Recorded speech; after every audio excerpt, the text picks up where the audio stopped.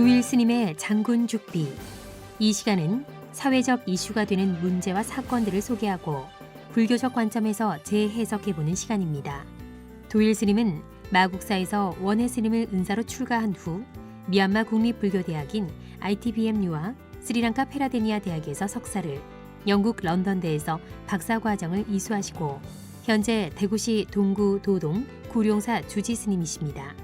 그럼 도일 스님의 장군 죽비 지금부터 함께하겠습니다. 안녕하십니까. 마음치 행복도량 803 구룡사 주지 도일입니다. 20대 국회의원 총선이 내년 2016년 4월 13일 치러질 예정입니다. 이번 20대 국회의원 총선부터는 인구 15만 명을 한 선거구로 하는 헌재의 권고안에 따라 지역구 지형도 많이 달라질 것으로 예상됩니다. 예를 들면 현재 대구 한 지역의 선거구 인구가 12만 명밖에 되지 않고 옆 지역의 선거구에 인구가 23만이 살고 있다면 인구 12만 명을 가진 선거구는 인구 23만 명을 가진 옆 지역에 다른 동이나 업, 면을 자기 지역구로 넣어서 인구 15만 명 이상을 만들어야 하나의 지역구가 된다는 말입니다.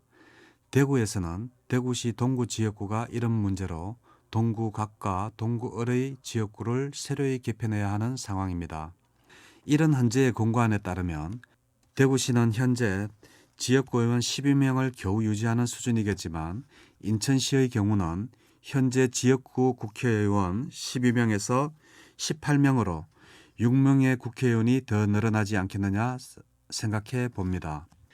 대구 시민들의 자존심이 상하는 일이기도 하겠지만 이제 대구시는 제3의 도시에서 제4의 도시로 하락하는 슬픔을 맛보아야만 할 것입니다.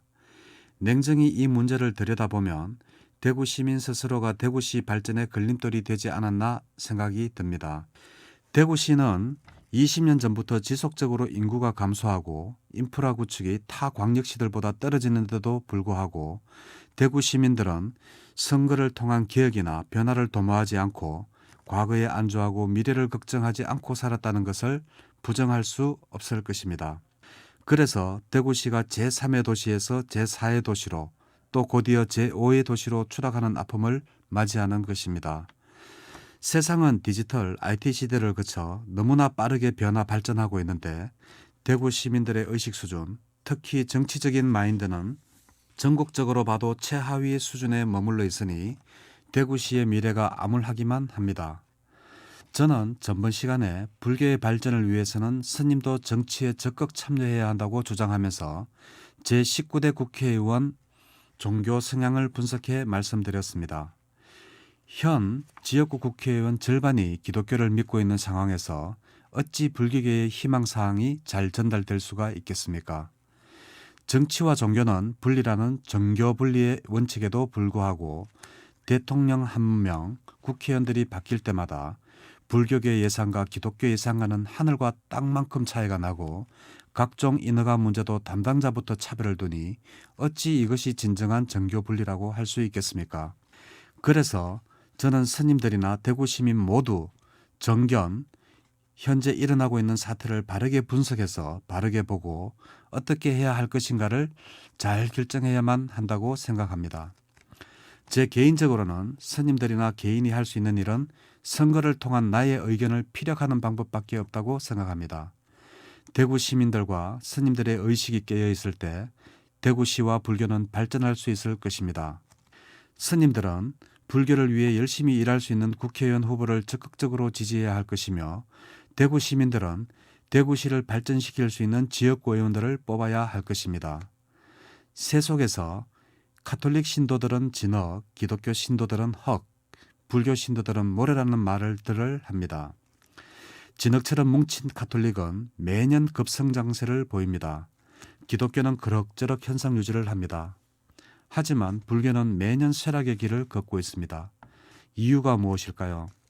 불교는 불교를 옹호하고 불교계의 의견을 적극적으로 반영해줄 국회의원들을 중심으로 적극적으로 뭉치지 못했기 때문입니다.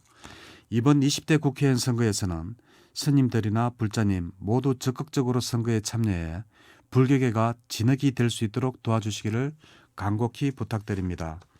언론인이자 정치인인 장기표 씨는 불교가 정치의 정상화와 현대인의 제도에 기여하기 위해서는 다음과 같은 노력을 해야 한다고 했습니다. 첫째, 인간의 해방된 삶을 이룰 수 있는 절호의 기회인 정보 문명화 시대를 맞아 불교 교리를 정보 문명화 시대에 맞게 재정립해야 한다. 둘째, 평등과 조화의 삶이 이루어지게 할 정책이 나올 수 있도록 불교계는 이론적 뒷받침을 해야 한다.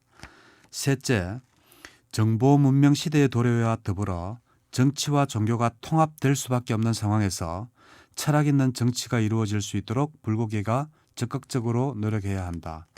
넷째, 불교계는 탁월한 교리, 무소유 사상과 불살생 정신 등을 실천하는 범국민 운동을 전개해야 한다. 그렇습니다. 현대 정보 문명화 시대에는 종교와 정치가 분리된 사회가 아닙니다. 정교 분리가 아니라면 스님들은 적극적인 정치 참여를 통해서 불교와 소외된 계층들의 목소리를 대변할 수 있는 종교가 되어야겠습니다. 감사합니다.